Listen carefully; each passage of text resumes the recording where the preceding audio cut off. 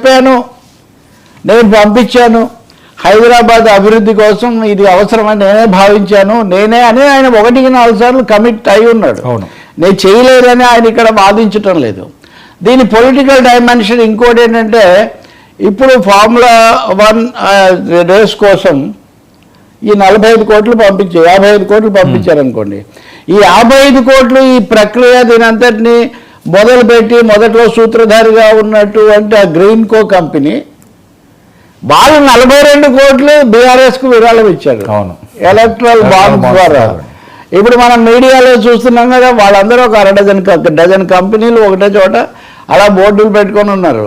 ఇప్పుడు ఏ కంపెనీకి అయితే మీరు విదేశాల్లో ఈ డబ్బులు పంపించామంటున్నారో ఆ కంపెనీ ఏడాది కింద ఏర్పడింది. వీళ్ళు డొనేషన్ ఇచ్చిందేమో 2022లో, ఇది జరిగిందేమో 2023 చివరిలో. అంటే ఆ కంపెనీ కూడా కొత్తదే, వాళ్ళు కూడా మీకు డొనేషన్ ఇచ్చారు కాబట్టి ఇందులో క్విట్ ప్రోకో, రాజకీయ క్విట్ ప్రోకో ఏదో ఉందని ఆరోపణ తప్పకుండా వస్తాయి కదా. అవి కాదని మీరు కోర్టులో లీగల్గానో లేకపోతే వాదనతోనో బయటపడితే వేరే విషయం. కానీ నేనేం తినలేదు అనేది ఆయన ప్రధానమైన వాదన. ఉదయగూడ హరీష్ రావు వాళ్ళ ఇంటి దగ్గర నుంచి కేటీఆర్ ఇంటి దగ్గర నుంచి చెప్తున్నారు ఏమని, మేమేం తిన్నారా లేదా వేరే విషయం. మీరు కంపెనీకి పంపించారో అక్కడ పద్ధతులు పాటించలేదు. ఆ తర్వాత ఎన్నెన్ని మెలికలు తిరిగారు, ఎక్కడికి పోయా ఎవరు చెప్పగలుగుతారు? మీరు ఇదివరకు రేవంత్ రెడ్డో ఇంకొకరు అందరి మీద ఆయన అరెస్ట్ చేశారు కదా రేవంత్ రెడ్డిని. అందువల్ల చాలా జటిలమైన కేసు అనడంలో ఏం సందేహం లేదు. దీని గురించి తేలిగ్గా మాట్లాడే ఏం కేర్ చేయమో అది ఇది అవి అన్నారు, కానీ నిజంగా తీసుకున్నారు. ఈయనతో పాటు ఐఏఎస్ అధికారి అరవింద్ కుమార్, బిఎల్ఎన్ రెడ్డి, పైగా ఇక్కడ ఫిర్యాదు చేసింది కూడా ఎవరు అంటే దానకిషోర్.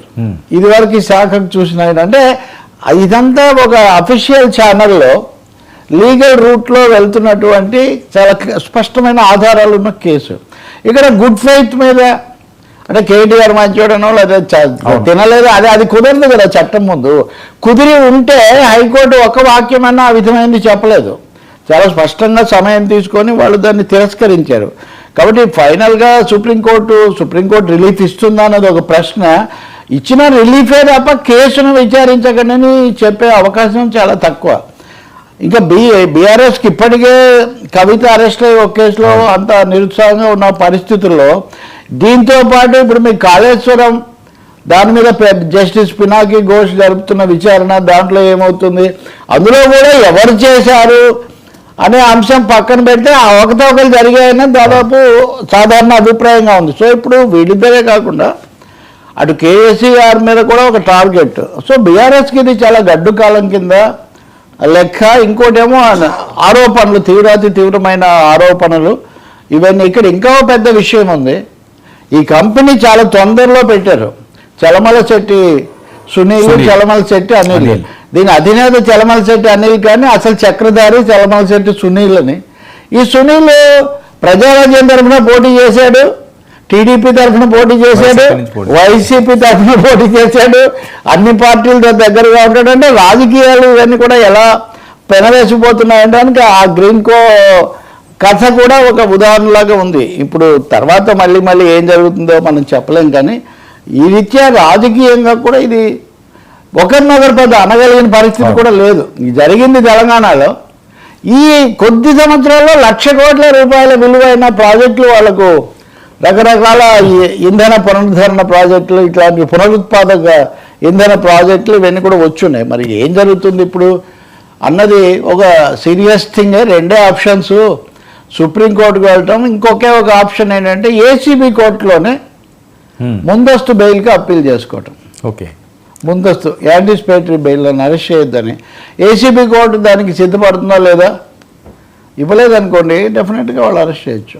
నేను ఇందాక చెప్తుంటే వింటున్నాను, అరెస్ట్ చేయడం అన్నది అవసరమైతేనే చేస్తారు, కస్టడీలో ఉంటేనే మేము దర్యాప్తు విచారణ చేయగలమని భావిస్తే తప్ప లేకపోతే అరెస్ట్ చేయని అవసరం లేదు అంటున్నారు. కానీ ఇప్పుడు అరెస్టులు అనేవి కేవలం చట్టబద్ధంగా జరుగుతాయి, పోలీసులే నిర్ణయిస్తారని మనం చెప్పగలిగింది ఏం లేదు. రాజకీయ కారణాలతో ఇలాంటివి చాలా అరెస్టులు దేశవ్యాప్తంగా పైనుంచి కింది వరకు కూడా జరుగుతున్నాయి. కాబట్టి ఇప్పుడు రాజకీయంగా రేవంత్ రెడ్డి వర్సెస్ కేటీఆర్ యుద్ధం రోజు మనం తప్పదు ఊచలు లెక్క పెట్టిస్తాము, మీ కథ అయిపోయింది పద్ధతిలో మాట్లాడుతున్నారు. కాబట్టి చాలా సీరియస్, వెరీ సీరియస్ కేసు కింద చాలా లెక్క. నేను ఉదయం కేటీఆర్ కాసేపట్లో మాట్లాడతాడన్నారు, నిజానికి కేటీఆర్ మాట్లాడలేదు, తర్వాత హరీష్ రావు మాట్లాడారు.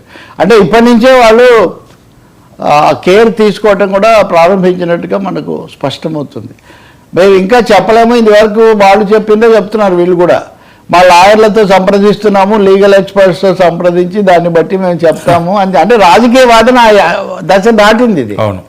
ఇట్స్ ఏ లీగల్ దీంట్లోకి వచ్చింది. ఏం జరుగుతుందన్నది ఇంకా మనం చూడాలి.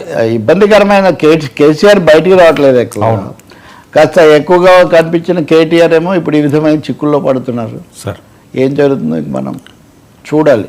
ఇంకొకటేమో అరెస్టు రాజకీయ లబ్ధి సిద్ధాంతం. ఒకటి అరెస్ట్ అయితే చాలా రెస్పాన్స్ వస్తుంది, అరెస్ట్ అయిన నాయకులందరూ రేవంత్ నుంచి చంద్రబాబు వరకు సీఎంలు అయ్యారు, లేకపోతే ఇంకొకటి అయ్యారు. కాబట్టి మొదట అలా భావించారు, కానీ కేసు ముందుకు నడుస్తున్న కొద్దీ కాంప్లెక్సిటీ పెరిగింది, అందులో సందేహం లేదు.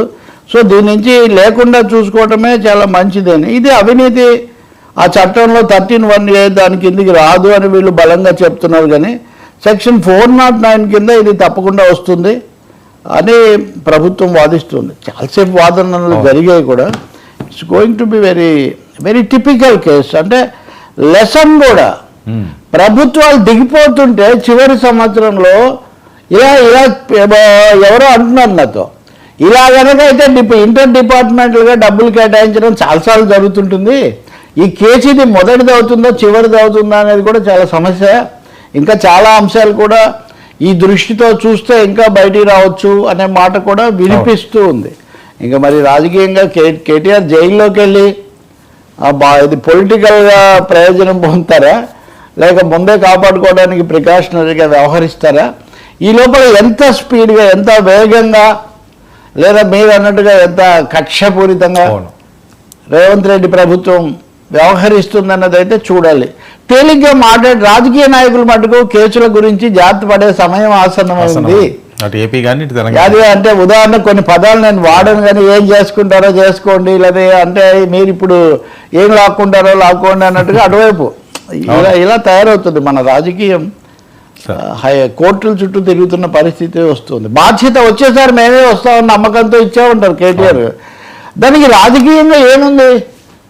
ఇప్పుడు చంద్రబాబు నాయుడు కూడా అదే అంటుంటారు. ఉదాహరణకు వాళ్ళందరూ పెట్టుబడులు పెట్టడానికి వస్తూ ఉన్నారు, కానీ వచ్చేసారి జగన్ వస్తే ఏమట్లా అంటే జగన్ రాడని ఎవరు గ్యారంటీ ఇస్తాడు సార్? ప్రజాస్వామ్యంలో వచ్చేసారి బీఆర్ఎస్ఏ వస్తుందని, వచ్చేసారి టీడీపీనే వస్తుందని, లేకపోతే వచ్చేసారి వైసీపీనే ఎవరు చెప్తారు గ్యారంటీలు? కాబట్టి రాజకీయ నాయకులు తమ ఎన్నికైంది 5 సంవత్సరాల కాలానికి, తాము ముఖ్యమంత్రిగా ఉన్నది ఒక రాష్ట్రానికి, మంత్రిగా ఉన్నది ఒక శాఖకు అనే ఈ పరిమితుల మధ్యలో వ్యవహరించాలి తప్ప, ఇంకా రాబోయే కాలానికి సంబంధించి కూడా ఇప్పుడు కాళేశ్వరం సమస్య కూడా అంతే కదా, పెద్ద దీర్ఘకాల ప్రాజెక్ట్ అది. కాబట్టి it's going to be very testing. పరీక్షా సమయం సవాలే ఇది కేటీఆర్కే కాకుండా బీఆర్ఎస్ మనుగడ కూడా సవాలు. ఇంకో ఈ థర్డ్ యాంగిల్ ఇందులో కేంద్రం. ఇప్పుడు కవిత కేసు వచ్చినప్పుడు అది ప్రధానంగా కేంద్రం ద్వారా నడిచింది, అంతే కదండి. అది ఢిల్లీ చాలాసార్లు రేవంత్ రెడ్డి కానీ ఇతరులు కానీ ముఖ్యమంత్రిగా, మంత్రిగా ఎందుకు బీజేపీ చర్యలు తీసుకోవట్లేదు, ఎందుకు బీజేపీ వీళ్ళని ఉపేక్షిస్తుందని వాళ్ళు ప్రశ్నలు వేస్తూ వచ్చారు. వాళ్ళు తీసుకోవడం లేదు కాబట్టి వీళ్ళు తీసుకున్నారు. పొద్దున్న నేను చూస్తున్నారు రఘునందన్ రావు అప్పుడే అంటున్నాడు, ఎందుకు అరెస్ట్ అవ్వడానికి మీకు ఎందుకు భయం, మీరు వెళ్ళండి అన్న పద్ధతిలో. సో బీజేపీ కేంద్ర ప్రభుత్వం, ఈడీ కూడా